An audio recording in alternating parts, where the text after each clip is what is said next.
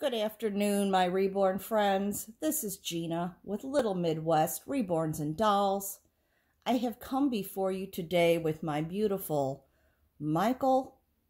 Michael is actually a first edition Prince Henry sculpt. He was sculpted by the wonderful Andrea Arcello. He was reborn by Donna Rich of Aunt Daisy's Nursery, and Michael is one of my most favorite babies in my nursery. And in fact, he's my favorite boy.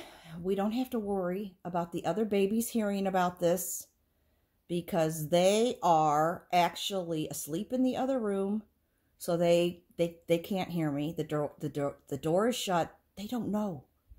I can't pick a favorite girl. There's two that are like a tie, so I'm not going to mention anything.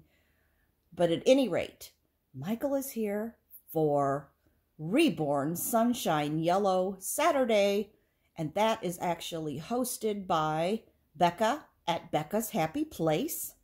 And I am here today to change Michael.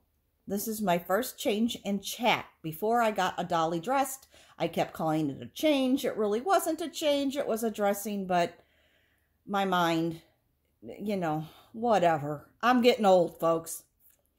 So, the yellow blanket is representing Sunshine Yellow Saturday, and there are also some yellow flowers that you can see in the background that I picked up at the grocery store, and they are also part of my Sunshine Yellow today, but mostly it's the blanket. So, I am going to begin to change Michael.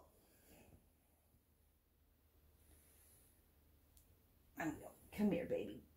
And excuse my arms for being in the video. I just don't have much else of a choice here. Hi, baby boy. How's my boy? How's my boy? Are you good? You're awake. All of your brothers and all of your sisters, they're still sleeping. Oh, look at those beautiful little thighs of yours. Look at those beautiful thighs. Yeah, Mommy's putting socks on you to keep you extra warm. Yes, she is. Because your little toes get so cold. They get so cold. Here, sweetheart, let's roll gently so Mommy can pull this off. There you go. We hope Mommy's head is not in the way. Now, all right, precious. Let's roll you to this side. That's my boy. Now I can get this side off. Very good. You're such a good boy. You're such a big help to Mommy. Now, what should we tell everybody about? What should we tell everybody?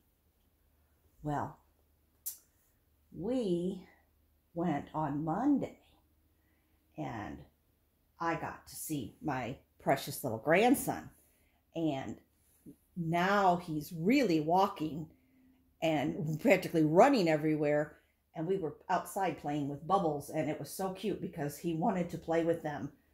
And he brought me the bottle of empty bubbles, and his mommy went inside to get more, and he came over to me, handing me the empty bottle and saying, "Papa, Papa," because he was trying to say bubbles, and he's only 15 months, so I think he did pretty good. Now, I'm going to show you the outfit that we are going to put dear Michael in before he freezes to death. This is a Mac and Moon, which I have not heard of. This came in his box opening. And the little shirt is a white background, and it has mint green little corals on it and like little bubbles. And it's just wonderful. And then he has little pants that are a mint green, and they have white horizontal stripes. The pants are footed, so that's kind of nice, although I'm leaving socks on to keep him warm. And then we will also add the little knotted hat that matches the shirt. It's the white background with the different color corals on it, the mint green corals. And it's got the little knot. Okay, so I'm going to start dressing Michael. And we are going to put on the little slacks first. So anyway, my grandson is the light of my life. And I do have some other things going on in my life, but I'm going to wait a little bit before I decide to share them. But I guarantee you it is good news. I have to admit one thing that I'm kind of going through, and I pray about it every day. And that is watching my mom's health decline. She, in my opinion, if I were to diagnose her, although I am not a doctor nor even a nurse, my mother is suffering from some form of dementia. Whether it's actually Alzheimer's or not, I don't know. It could be, but she's having trouble really making a cohesive sentence. It's hard because my mother has a master's degree. My mother always emphasized education and reading and just learning your entire life. And she was always sharp, sharp, sharp as a tack. And to suddenly see someone that you loved and you laughed with and you had little adventures when you were a child on vacations, and sometimes it was just you and mom because my sisters were too little and dad would stay back with them and mom and I would go off, and I just don't, she doesn't, some of that she still remembers, but some she doesn't. And new information, well, new information she just doesn't. She's not going to grasp anything new. And it's just hard because, we all love our moms, and, or at least most of us love our moms. And I shouldn't say all, because I know some people have very turbulent relationships with parents. But I can honestly say my mom and dad were always there for me. They were always there for my sisters. And when I look back at 59 years old, my thing is, wow, was I blessed? And wow, did I have a wonderful childhood? Were we wealthy? Oh, heck no. Did my parents save money to do things that were fun? Yep, they sure did. And it meant the world to me. And I still am fond of all those memories. I mean, it was things like mom baking homemade cookies at Christmas. Look at him. Look at Michael. He is absolutely, positively darling in that little outfit. So there's my Michael, all changed, and I did my first change in chat, but at any rate, Mom used to bake cookies. Whoops, sorry for the noise, folks. That was me kicking something.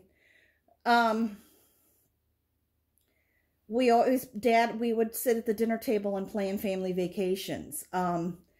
Dad always asked all of us where we would like to go. Now, ultimately, he and Mom picked, but that was fine.